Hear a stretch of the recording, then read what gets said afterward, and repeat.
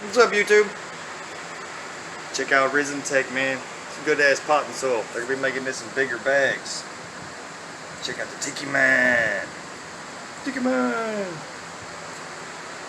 Check out the peppers. Wow, look at these beasts. Monsters is growing. Got her growing on. Daughter broke one the other day. She's out here jacking with them. She said, "Pow!" It popped top right off of it. So I'm just assuming that the rest of it will just come on up.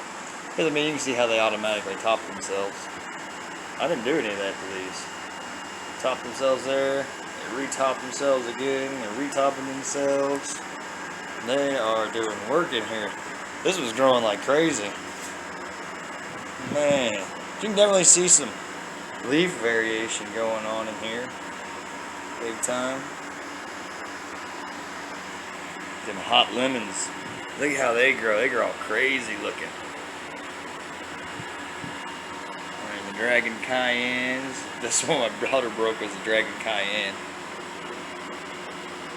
Yeah, I'm really happy. Been watering them with fish water from out of the pond over here where my koi and stuff are, and they've been really loving that. So the Risentek is really holding the moisture well out here. My garage is a little warm. Constantly got air blowing on them. You know, got the fan. There's the car in here now.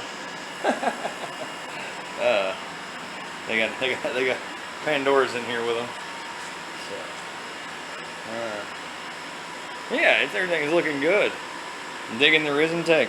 Risentek's doing work. They're sending me some new stuff to try out. A big old cocoa choir mat. So we'll be using that next. So, sweet banana. And this is a sweet lemon dream. And this is a sweet pepper and a sweet pepper. And this right here is the sweet Cali Wonder. And then this is a Hungarian yellow wax. And then this is the Anaheim chili. It's a hot lemon. Dragon cayenne. And this here is the long thin cayenne. And then we got the Thai chili and another variation of sweet pepper out in the greenhouse. So yeah, we're just getting it in here, man.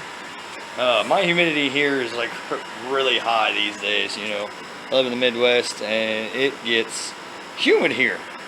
So what I've noticed about this stuff is this stuff's really good with the moisture retention. It holds it in the humid environment, but not like to the point where it's hard on the plants. So that's a huge thing for me, that it can handle moisture retention at the same time as not being waterlogged. So I did add perlite to it for that exact reason, because I know how my environment here is. And I don't want root rotting and all that fun stuff that goes along with that. So we have to adjust for our environment, as everyone should. You need to learn your environment. That's one of the first things I tell anybody that's going to grow anything. Check the zone you live in. Find out what your environment's like 100%, you know? Not just what you know, but what science knows as well, and the weatherman. You know, and that'll give you a good idea of how you need to make like your soil for putting it into pots. Like if you live in an area that you don't have a whole lot of moisture at all, you may not want to use perlite a lot. You might want very little in there so you have extra water retention. Like my buddy out in Bakersfield, California, he has to water with his cocoa sometimes 3 times a day because he has no humidity out there. And he doesn't have any perlite. He's running pure cocoa, you know. So that there tells you that, you know, pure cocoa can let water go and hold water at the same time. So like my pots are heavy. They feel good. I'm happy where they're at. I know them roots are going to be working around in them pots as they dry out on the edges, and they'll be chasing the water around everywhere else. It's not good to always have your plant completely watered. Sometimes you want to let them droop down a little bit, so that when they droop down in the upper, when this leaf goes, "Oh, I'm thirsty," that means that these roots down here are starting to grow like mad. Go everywhere in that pot chasing water. So it's a good thing, you know. Not always do you need to have them completely saturated with water. It's good to let them dry down a little bit, make them roots work.